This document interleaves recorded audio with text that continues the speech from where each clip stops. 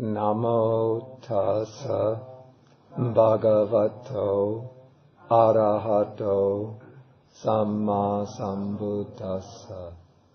Namo tassa bhagavato arahato samma sambuddhassa. Namo tassa bhagavato arahato samma sambuddhassa.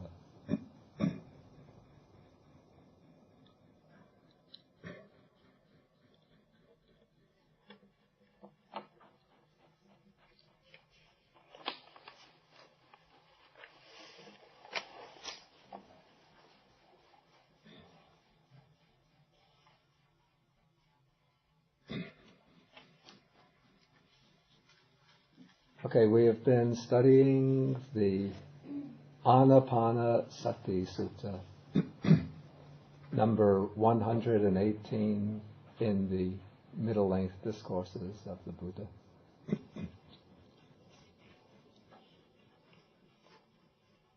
And before we go further, I just refer back to paragraph number 15 in the sutta, which is, you say, the key to the development of the sutta. Here the Buddha says that when mindfulness of breathing is developed and cultivated, it is of great fruit and great benefit. When mindfulness of breathing is developed and cultivated, it fulfills the 4 foundations of mindfulness. When the 4 foundations of mindfulness are developed and cultivated, they fulfill the 7 enlightenment factors. When the 7 enlightenment factors are developed and cultivated, they fulfill true knowledge and deliverance. Okay, last week I explained the sentence how when mindfulness of breathing is developed and cultivated, it fulfills the 4 foundations of mindfulness. Now we saw that this is done in that the 16 aspects of mindfulness of breathing fall into 4 groups. We call them the 4 tetrads, 4 sets of 4. And these 4 tetrads are correlated with the 4 foundations of mindfulness. So the first tetrad belongs to contemplation of the body, mindfulness of the body. The second tetrad belongs to contemplation of feeling. Third tetrad belongs to contemplation of mind. And the fourth tetrad belongs to Dhammanupassana, contemplation of phenomena. Okay, now we come to the sentence, when the 4 foundations of mindfulness are developed and cultivated, they fulfill the 7 factors of enlightenment.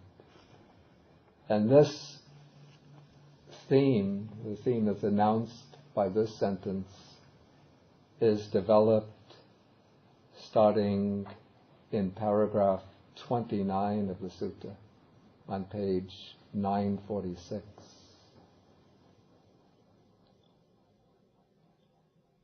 So the Buddha says, "And how, monks, do the 4 foundations of mindfulness developed and cultivated fulfill these 7 enlightenment factors?"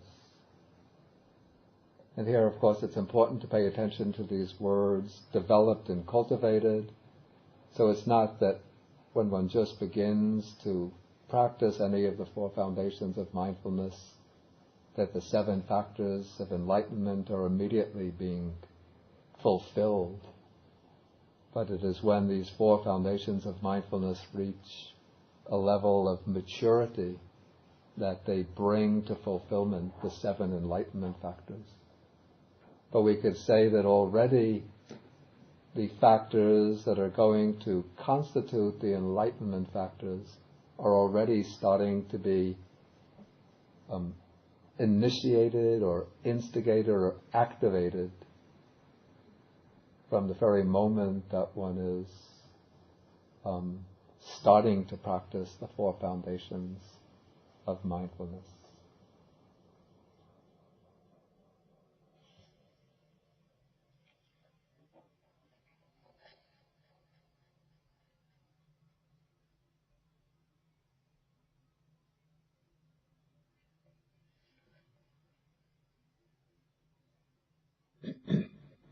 Okay, so we come in paragraph 30. On whatever occasion a bhikkhu abides contemplating the body as a body, ardent, fully aware or clearly comprehending and mindful, having put away covetousness and grief, or better, now I like longing and dejection for the world, on that occasion, unremitting mindfulness is established in him.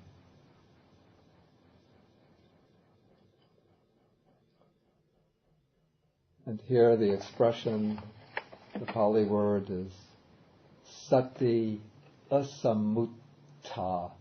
It means the mindfulness which is not confused, mindfulness which is not blurry, indistinct, vague, mindfulness which is not obscure.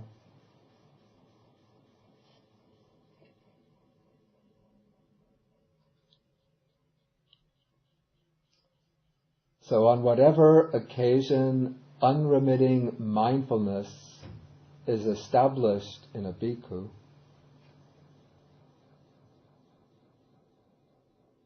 on that occasion the mindfulness enlightenment factor is aroused in him, and he develops it, and by development it comes to fulfillment in him. And here it's interesting to look at the Pali word here. We have, on whatever occasion unremitting mindfulness is established in the monk. On whatever occasion, upattita sati, which this shows as the key to the meaning of satipatthana. One key, upattita.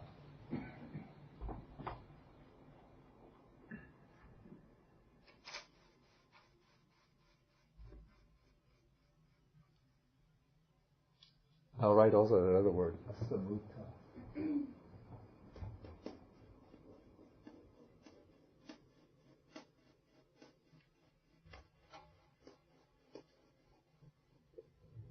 This word upattita is related to the noun upatana.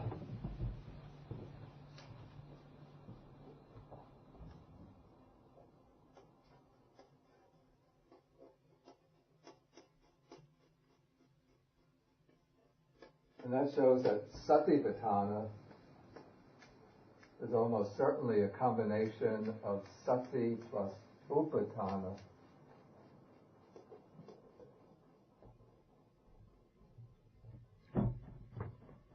Which means establishing of mindfulness, setting up of mindfulness. So satipatthana would be the establishing of mindfulness rather than foundation of mindfulness. But foundation of mindfulness sounds good and it's caught on, so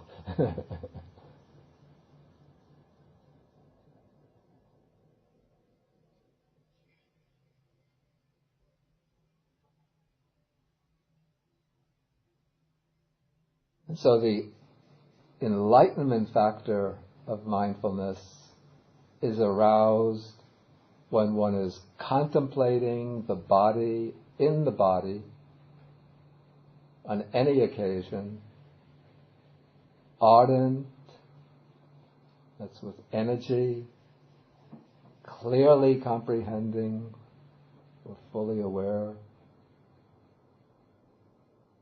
In this case, clearly comprehending the object, keeping the object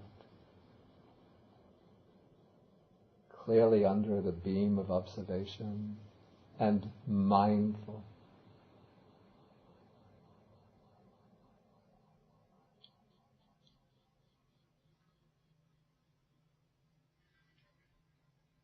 And even from that initial moment, one would say the enlightenment factor of mindfulness is aroused in one. It's being instigated, initiated. But that is not yet sufficient. There are actually 3 stages indicated here, 3 stages in the evolution of the enlightenment factor. First, one arouses the enlightenment factor. Then after arousing it, then one has to work on it continuously, consistently, continuously.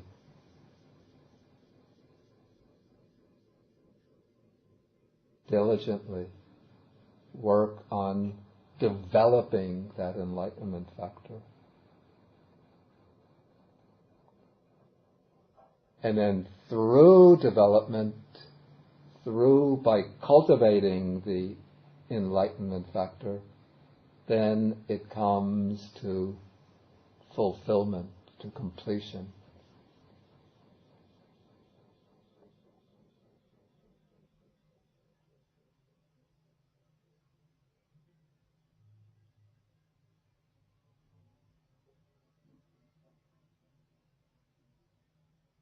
Okay, in this case, since this is mindfulness of breathing, and this is contemplating the body as a body based on mindfulness of breathing. So the object of body observation would be the breath coming under one of the 4 tetrads connected with mindfulness of breathing. One could presume that.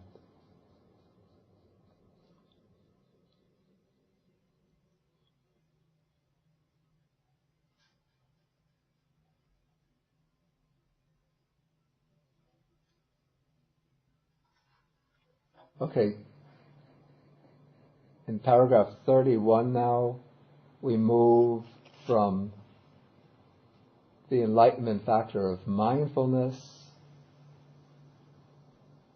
into the second enlightenment factor, which is called the enlightenment factor of, how do we translate it here, investigation of states, Dhammavicaya Sambojjhanga. A rather difficult term to translate exactly.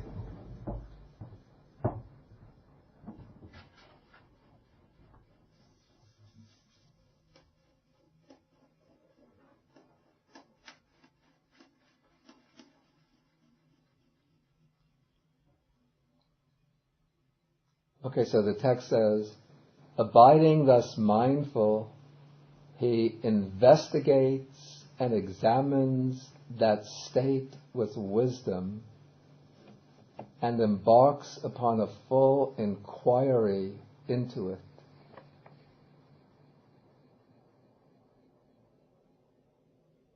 Then on whatever occasion, abiding thus mindful, a bhikkhu investigates and examines that state with wisdom and embarks upon a full inquiry into it. On that occasion, the investigation of states or investigation of phenomena, enlightenment factor is aroused in him, and he develops it, and by development it comes to fulfillment in him.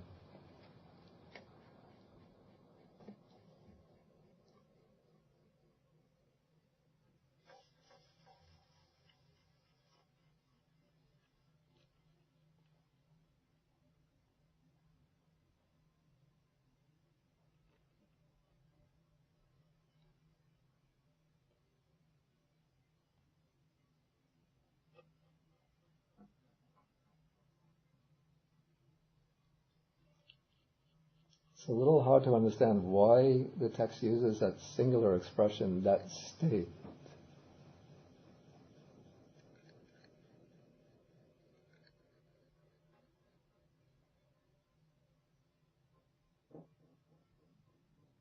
So there's an interesting parallel passage on the enlightenment factors. Comes in the Samyutta Nikaya, actually the Samyutta, Bojjhanga Samyutta, the collection on the enlightenment factors, where it speaks about a monk having heard the Dhamma from elder monks. Then after he has heard the Dhamma from the elder monks, he remembers that Dhamma, and here remembering it is the sati sambojjhanga, because sati, the word sati, also has the meaning of memory. So one remembers or bears that teaching that one has heard in mind, then one investigates and examines that. Here the word, that state is that Dhamma, tang Dhamma. One investigates that Dhamma with wisdom, and there the singular would be quite appropriate, because here it's just referring to the teaching that one has heard from others. But in this situation, as one is abiding mindful of or contemplating the body as a body while breathing mindfully in and out, many Dhammas are occurring. So why use the singular? It seems almost as though a passage appropriate for one situation has been sort of imported into this context. And there are other passages on the enlightenment factor of investigation of phenomena which use the plural, where one investigates phenomena to determine what is wholesome, what is unwholesome, what is bright, what is dark, what is good, what is bad. And there the plural would be appropriate.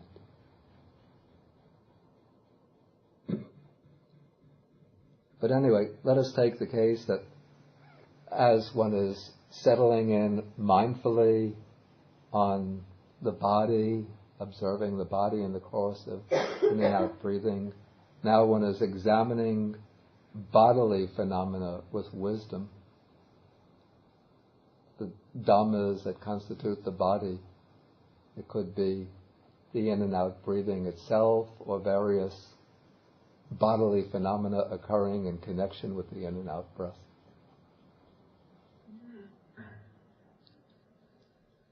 So in this case, one could say one is now examining these dhammas with wisdom.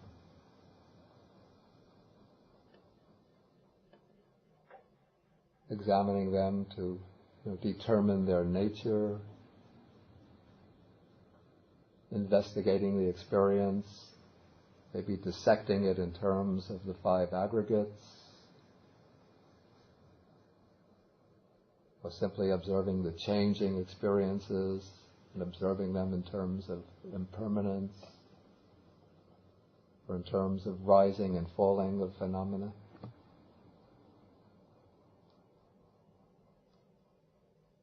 Okay, and so this is now, we call it the initial phase in the development of panya, of wisdom.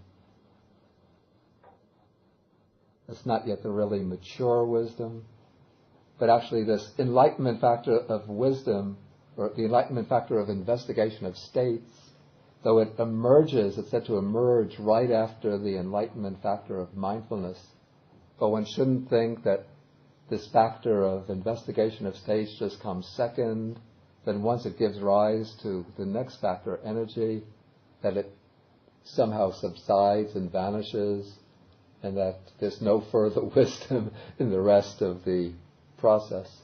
But rather, once this investigative quality emerges, it will continue to remain present through the remaining stages, even though I think at some of these stages it will again subside and remain dormant, and then come again into dominance later.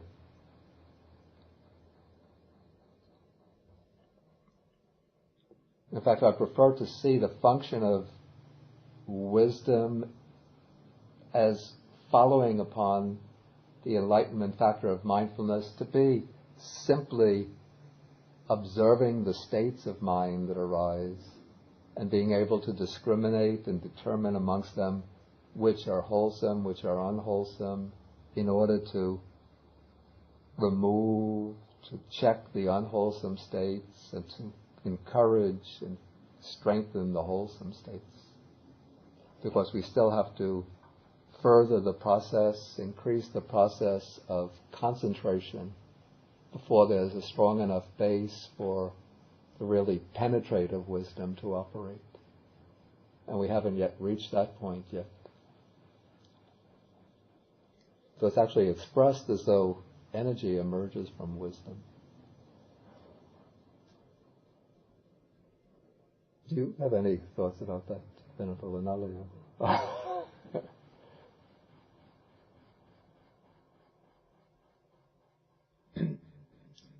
Okay, so this investigation of phenomena enlightenment factor again goes through this, every factor will go through these same three stages. The factor is aroused, awakened, instigated, then one develops it, and then as it is developed, eventually it reaches the peak of development, the culmination, it comes to fulfillment.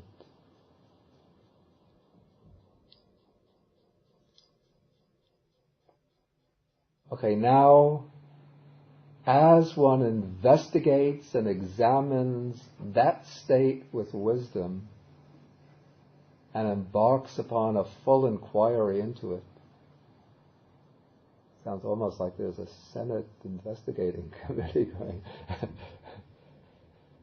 Tireless energy is aroused. And here it seems that it's this work of investigation, examination that spurs an increase in the interest, stirs up interest, and that as that interest increases, it brings a boost in the energy. So now of course, to start the practice, one needs energy and effort, but it is when the effort starts to bear fruit and one is able to investigate, see into starting to see into the nature of the mind, the nature of phenomena, to see more and more clearly, that energy starts to gain a momentum of its own and builds up this force until it becomes, as described here, tireless, a force that can almost continue on its own, almost without, it seems almost effortlessly.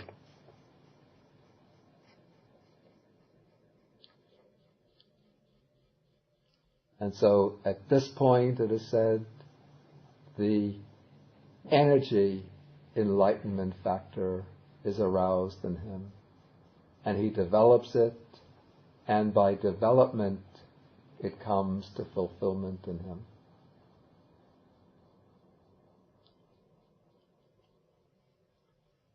Okay, now when this energy becomes very strong, this spontaneous arising of energy, this almost electrifying, vibrant energy, then it brings along, it generates, it spontaneously arouses what is called unworldly, or you might call it non-carnal, non-sensual rapture or joy. Here the Pali expression is niramisa piti.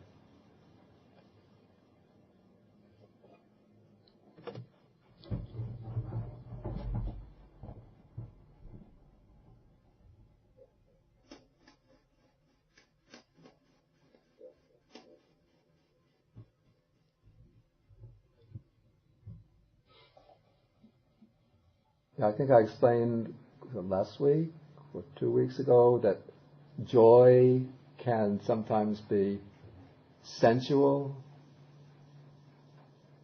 bound up with worldly enjoyment, but it can also be niramisa, which means free from sensual entanglements. And that this is the kind of joy that arises through meditative contemplation. This is the joy or rapture free from all tinges of worldliness. And when it arises, it's felt as though it's sometimes flooding the body, sweeping through the mind. Sometimes the body feels so light as though it's floating. Sometimes as though it's streaming down a river.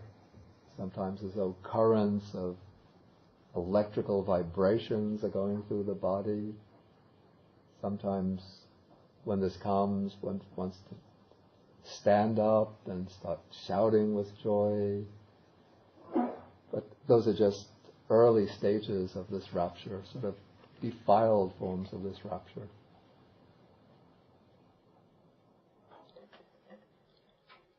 And so from the initial stages where this enlightenment factor of rapture is aroused, one has to develop it, and then by development it comes to fulfillment in him.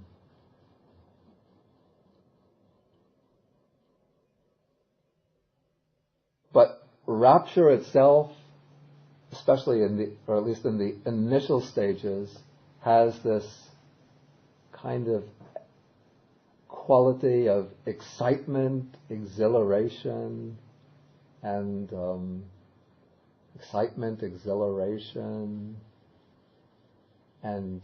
lack of control, and almost an aspect of agitation, or can easily spill over into agitation.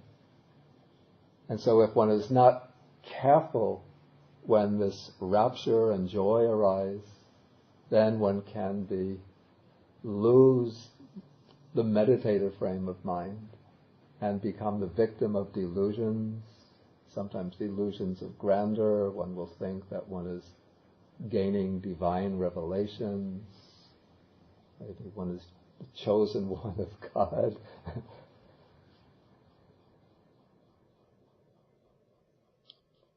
One will just become addicted to this joy and rapture.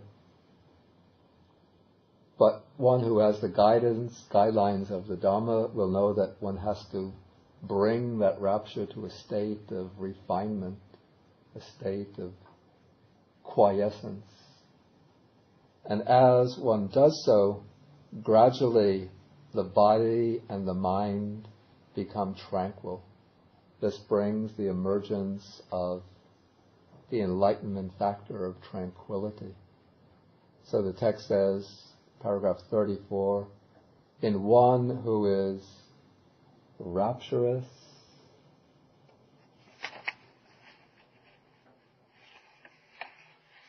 actually it's more literally, for one whose mind is full of joy, full of rapture, the body becomes tranquil and the mind becomes tranquil. And on whatever occasion, for a bhikkhu whose mind is full of rapture, the body becomes tranquil and the mind becomes tranquil. On that occasion, the enlightenment factor of tranquility is aroused in him, and he develops it, and by development it comes to fulfillment in him. Okay, so rapture gradually gets quieted down or subsides, gets refined, and it gives rise to this enlightenment factor of tranquility, which is felt, experienced both in the body and in the mind.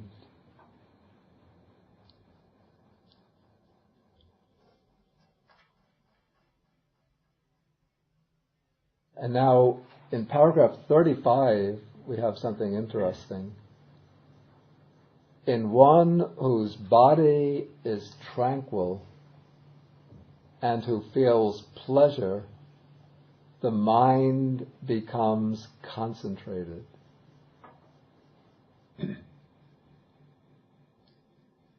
Pasada kayasa sukino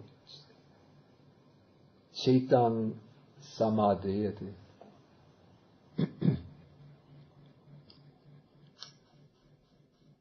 Now here one quality is mentioned which is not an enlightenment factor in itself, but is almost spliced in between two enlightenment factors, and that is pleasure or happiness, sukha. So we have one whose body is tranquil, but actually it's not only the body that is tranquil, but the mind is tranquil. Both the body is tranquil, the mind is tranquil. And then as a result of that tranquility of body, tranquility of mind, one experiences pleasure or happiness, the pleasant feeling. That tranquilization of the body, the tranquilization of the mind brings along a pleasant feeling. The pleasant feeling is different from that experience of rapture, that uplifting, exciting, joyous experience. This is a very calm, quiet, but delightful feeling of pleasure. And it is through that feeling of pleasure that the mind can just quietly settle down and rest undisturbed upon its object. And so it becomes concentrated.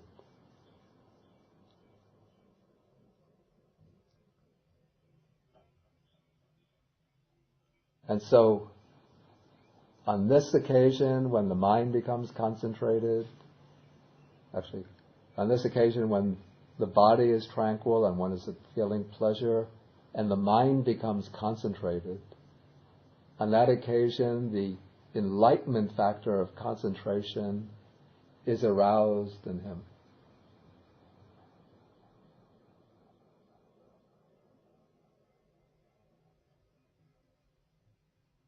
And then he develops that enlightenment factor of concentration.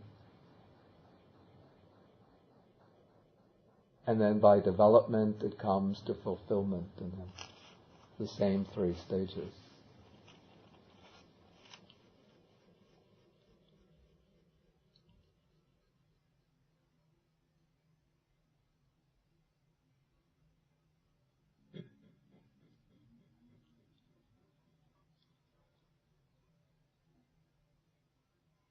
Okay, then once the mind becomes concentrated,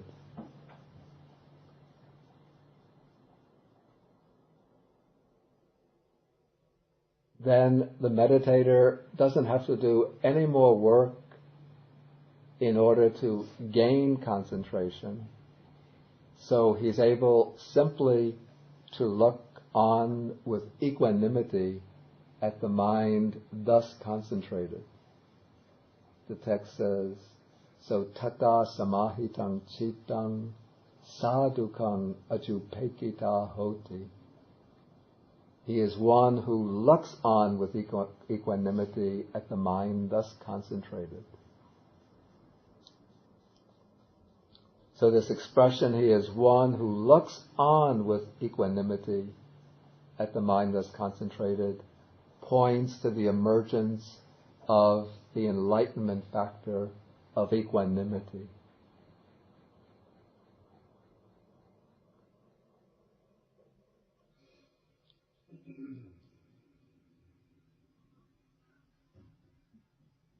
And again, that enlightenment factor of equanimity goes through the same three stages.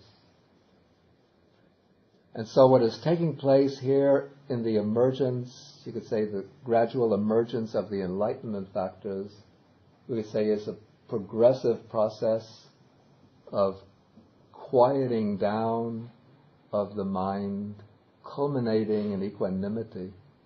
would say that the working factors in the development, or the working forces in the development of the 7 enlightenment factors are factors number 1, 2, and 3.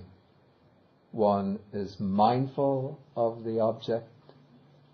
1 investigates and examines whatever states are arising. And 1 applies energy and effort.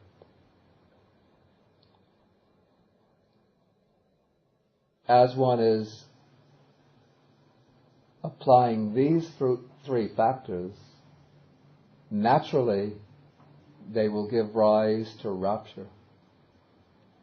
Now, if 1 doesn't have sufficient mindfulness, the rapture can become a force which develops its own vector, you could say, which goes off on a tangent and pulls 1 off from the straight course of meditative progress. But mindfulness serves as a check, a controlling influence on rapture. It doesn't allow rapture to become carried away. And so when rapture wants to pull the mind away like a wild horse, mindfulness says, whoa, go quietly and gently.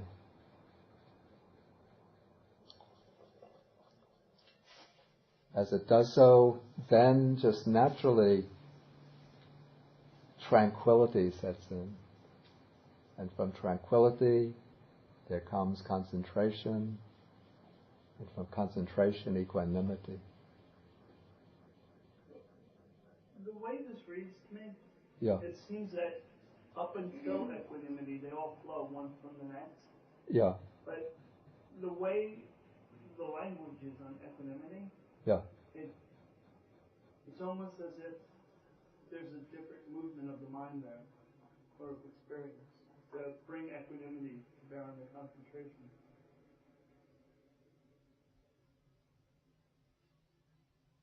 And so it takes... Because every other paragraph begins with, in one who is rapturous, or, in one who is, then this. Yeah. And that one, all of a sudden, he closely looks on with equanimity. Yeah, that's a good point.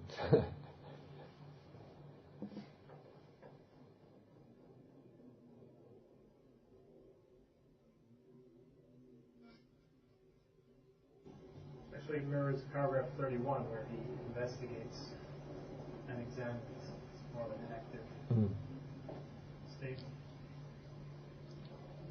Because I know from my own experience, my own practice, there are times when I just keep striving for that concentration, and I don't bring, I don't bring that equanimity to the concentration, and the concentration just becomes an end, an end into itself. You just get fixated on the concentration.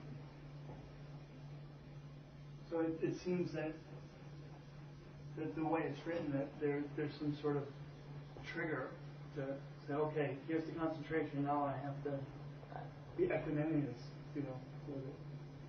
Yeah, so I would say equanimity to some extent has to be present, at least in incipient form, almost from the beginning, but it doesn't really emerge fully till 1 reaches that end point. Putting aside covetousness and grief is a form of equanimity, isn't it? It implies a movement in the direction of equanimity, I would say. Does Benville Nalia, do you have? Yeah.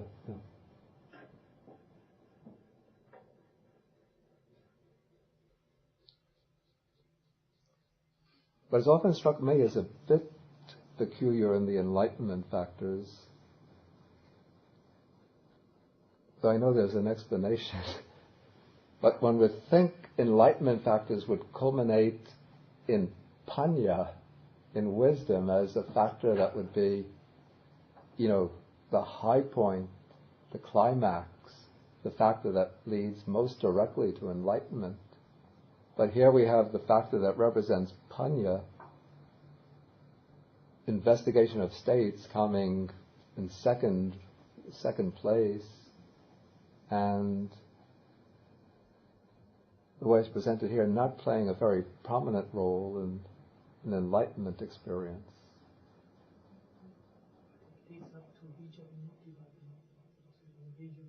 Yeah. So there's another sutta, I think it is it the Nandagobada Sutta?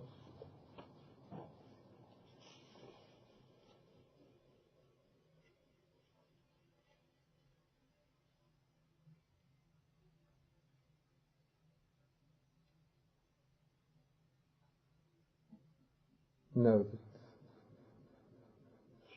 it doesn't have the statement that I want. I think it might have been from the Milinda Punha, which gives a statement that gives the primary role to the investigation of states enlightenment factor, and it's Milinda Punha, and sees the other 6 enlightenment factors as supporting the investigation of states enlightenment factor. Did somebody have their hand up?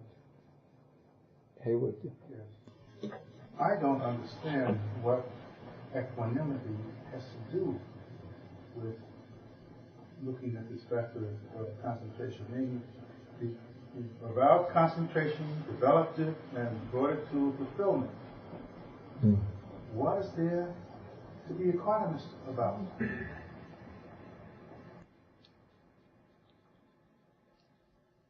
I think what this implies is that up to the point that one reaches concentration, one has to balance certain factors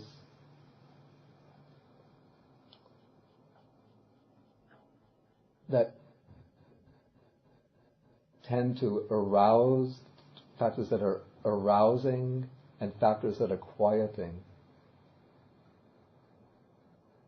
Okay, factors that are arousing would be investigation of states, energy, and rapture. Those are factors that arouse the mind. Okay, tranquility and concentration are factors that quiet the mind. Also, equanimity itself is a quieting factor. But especially tranquility and concentration are factors that quiet the mind. And mindfulness is the supreme balancing factor. And so one has to apply mindfulness to balance the arousing and the quieting factors until one achieves concentration, samadhi. Then once concentration is achieved, then one realizes that nothing further has to be done by way of either arousing, activating the energetic forces, or by activating the quieting forces. And so now one just, in a sense, stands back and sees that the mind is concentrated. That's the way I would understand this. Just understanding that the mind is concentrated, you say that's what constitutes equanimity. I wouldn't say that exhausts the role of equanimity. By no means. It's just a very, very limited aspect of equanimity. But that's just the way I would understand this sentence at the beginning of 36. He closely looks on with equanimity at the mind thus concentrated. That's the way I would understand the way that sentence fits into this pattern here.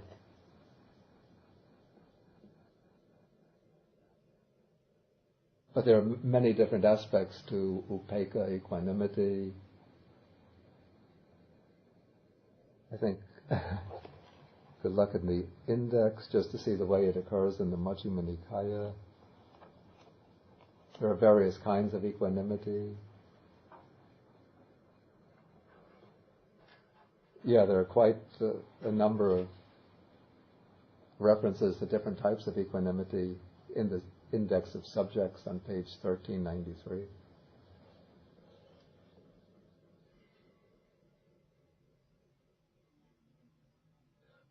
Okay, I wanted to go on. I wanted to finish the sutta today.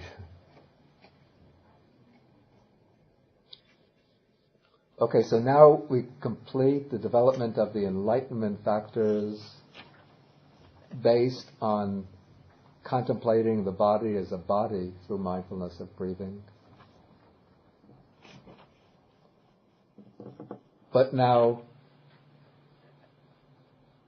if you remember, the practice or the development of mindfulness of breathing falls into the 16 aspects within the 4 tetrads. And so one is developing this mindfulness of breathing in any of the 4 modes. So this is the 4 contemplations, the 4 types of mindfulness. And so one can be developing mindfulness of feelings, mindfulness of the mind, or mindfulness of phenomena. Any of those can serve as the starting point for this whole sequence in the development of the 7 enlightenment factors. And so paragraph 37 develops a whole sequence based on contemplation of feelings. Paragraph 38 develops the whole sequence based upon contemplating mind as mind. Paragraph 39 develops the whole sequence based upon contemplating phenomena as phenomena.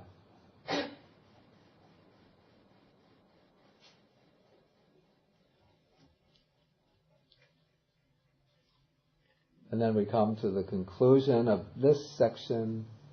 That is how the 4 foundations of mindfulness, developed and cultivated, fulfill the 7 factors of enlightenment.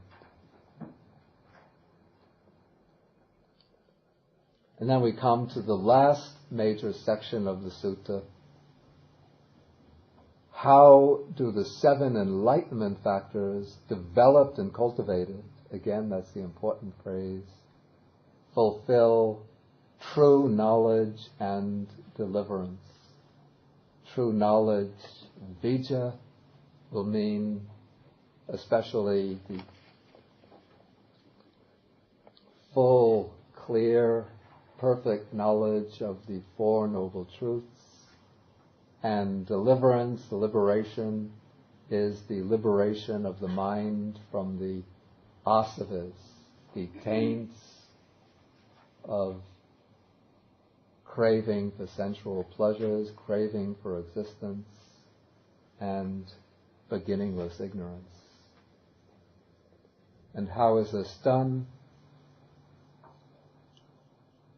Here, a monk develops the mindfulness enlightenment factor, which is supported by seclusion,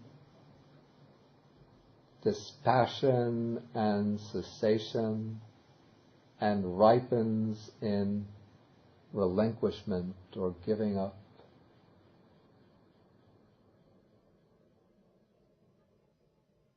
Here we have this, it's a stock description of sometimes the factors of the Noble Eightfold Path, sometimes the 7 factors of enlightenment. Each of them is said to be viveka nisitang, supported by seclusion, viraga nisitang, nirodha nisitang, vosaga parinami.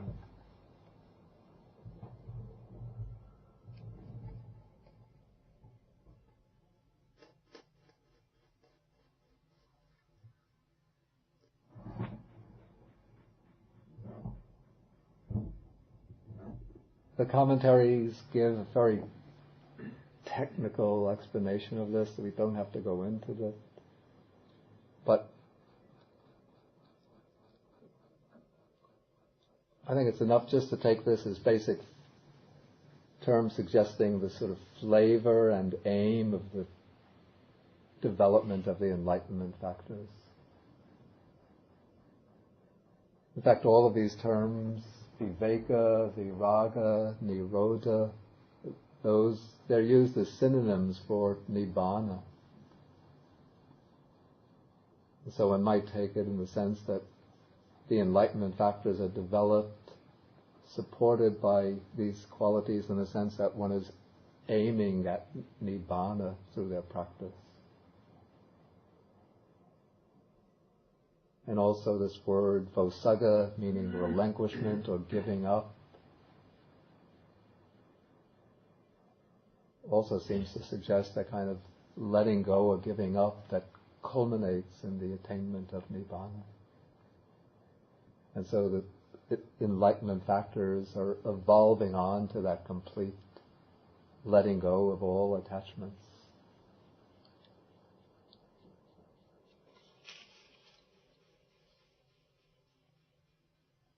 And so when the enlightenment factors are developed in that way, then they will fulfill, or in other words, they will culminate in that true knowledge, that liberating knowledge of the full, exact, profound knowledge of the Four Noble Truths,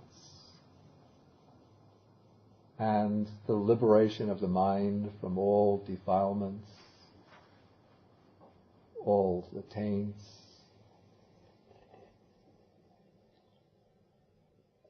And with that, the Buddha brought the discourse to an end.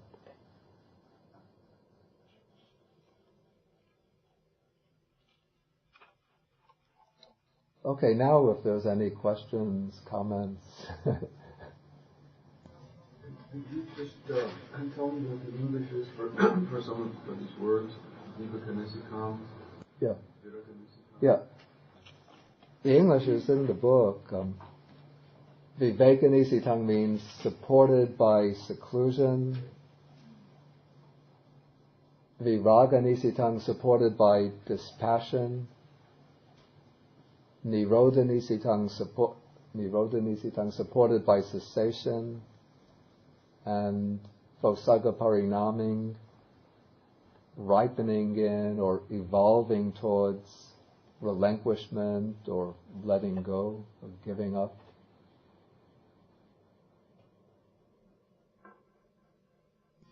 Do I recall a similar passage elsewhere? And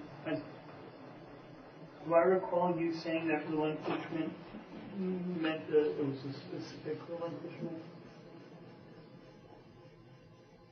I thought it was more specific than just letting go. I might not be remembering. I'm not thinking. There is this passage does occur elsewhere, and I explained it elsewhere in connection with. I think we met this at the end of the Sabbasava Sutta. That's Majjhima Nikaya Sutta number 2.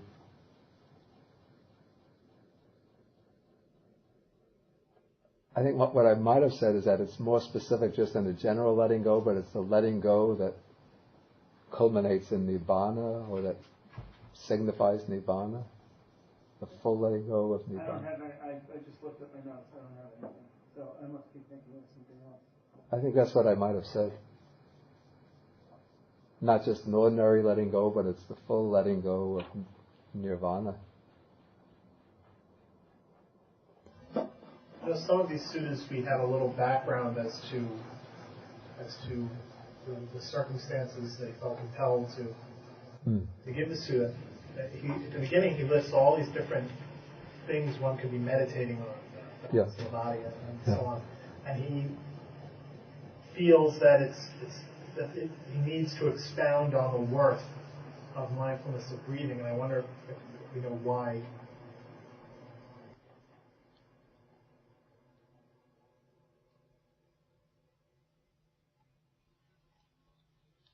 If it's recorded in the commentaries or something. The commentary to this sutta didn't give a special reason why the Buddha would have spoken about mindfulness of breathing, about why he would have praised it and elaborated upon it here. I don't recall it giving a special reason for that. Excuse me? Let me just... I know that the Buddha himself had practiced this meditation very often, particularly when he would go into seclusion. And this was, if you remember from the beginning, this was a period at the end of the rains retreat, and many monks were practicing very earnestly and reaching high levels of attainment. And so he might have praised mindfulness of breathing here because he wanted the monks to practice very earnestly and to reach, to sort of bring their training to its culmination. That would be my conjecture. Did you have it? Well, I just recall one sutta where he asked the monks to meditate on the motionless of the body. Yeah. And then he ended up committing suicide. Yeah. And he said monks seem thin, and perhaps if they meditated on breathing. Yeah. Yeah. Yeah. Thin, not that they're losing weight, it's that the numbers of the monks have diminished, so where have they all gone to? But that was a different situation from this, a different place also. That was in Vaisali, and this is in Savatthi.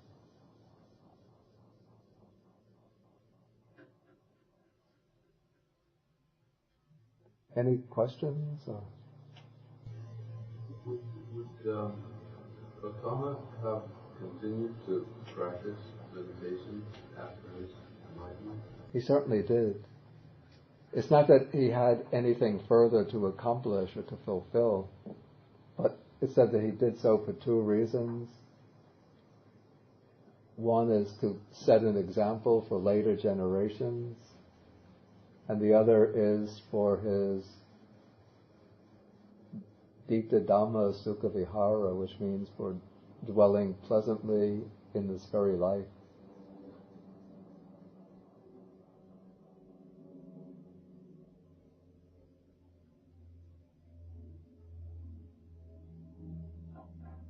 If the Buddha doesn't meditate, the other monks will look at him and say, well, he's not doing it, why should we do it?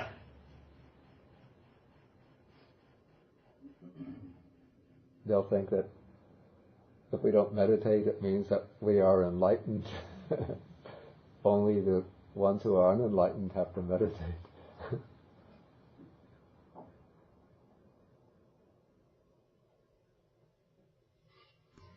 Bhante, in this sutta, the Buddha connects the meditation of breathing in the beginning from samatha to vipassana.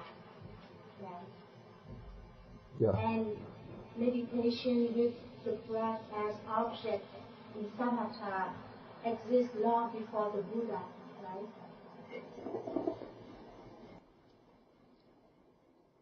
That's an interesting question. It's his teacher before he gets into ascetic practice taught him the samatha. There were samatha meditations before the Buddha. Whether any of them used the breath quite the way the Buddha did, based on the existing literature, I don't know if there's any evidence for that. There are, of course, probably types of pranayama practices, but I don't know whether there's anything corresponding to mindfulness of breathing. Not mindfulness. I think they use it for samatha. So they just... There would have been types of samatha practice. Whether they were based on the breath, that I don't know. I don't know. I'm not saying that there weren't, but I don't know.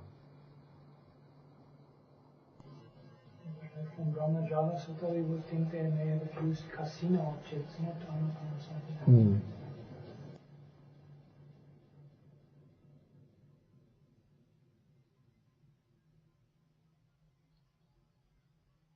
Any further questions? Yeah. I'm wondering about equanimity's connection with the other Brahma Viharas. Mm-hmm. The seems to come within. Okay, the question is, what is the relation of equanimity to the other Brahma Viharas? In that relationship, and if they will be part of this achievement to cultivate the seventh enlightenment factor. Yeah, I think that, you see, the word equanimity is used in different senses or different contexts. And the equanimity that is the fourth Brahma Vihara would be different from the equanimity that is the last of the seven enlightenment factors. Of course, they're both types of equanimity, so they have something in common. It's not an accident that the same word is used for them.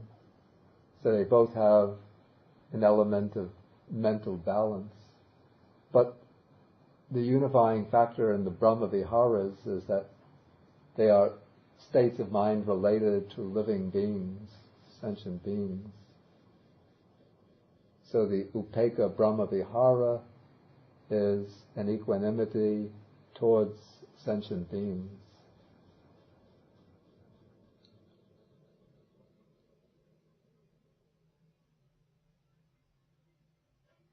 Which one might see is an attitude of impartiality, freedom from bias, and also a certain degree of detachment so that one is not shaken by the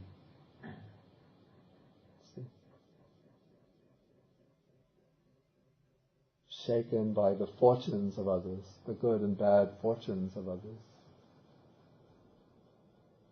But I always have to add to this the qualification that equanimity, the achievement of equanimity, Brahma Vihara, does not exclude the other three Brahma Viharas. It's not that one achieves equanimity, then one becomes cold and indifferent and no longer has loving kindness, compassion, or altruistic joy. They're just different moods of mind. The equanimity developed as the seventh factor of enlightenment is the equanimity, say, is the culminating stage. To put this in the refinement of the mind as an instrument for enlightenment.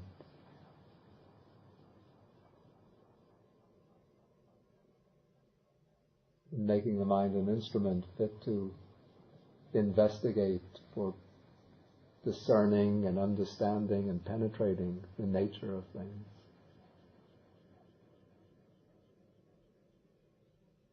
And then the important point I wanted to make about the seven enlightenment factors is that equanimity as a seventh doesn't mean that once equanimity is reached that one just settles down in that equanimity and that is all. Just that from that equanimity one gets enlightenment. But in that equanimity one has to reinstigate and fortify the factor of investigation of phenomena.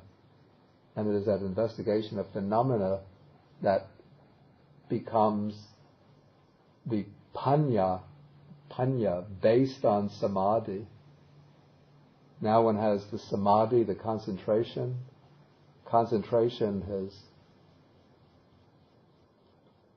stabilized as equanimity, and it is panya, wisdom, arising out of that equanimity that investigates, examines the nature of things, and that makes the breakthrough that will culminate in enlightenment or true wisdom, the true realization.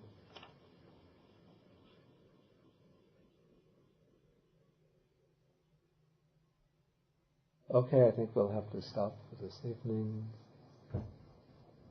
Let us share the merits. Akasata chabumata deva naga mahedika punyantang anumoditva chirang rakantu sasanam.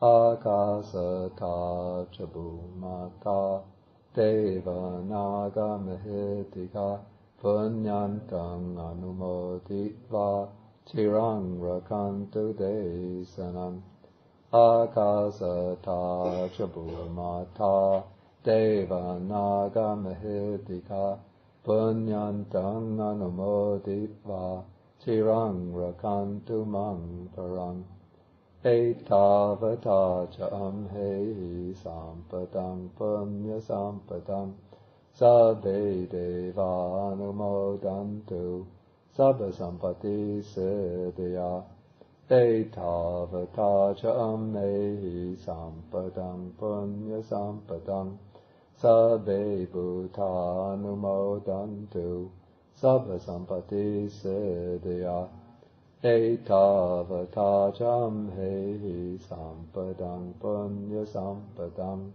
sabbe satanumodantu sabba sampati siddhya.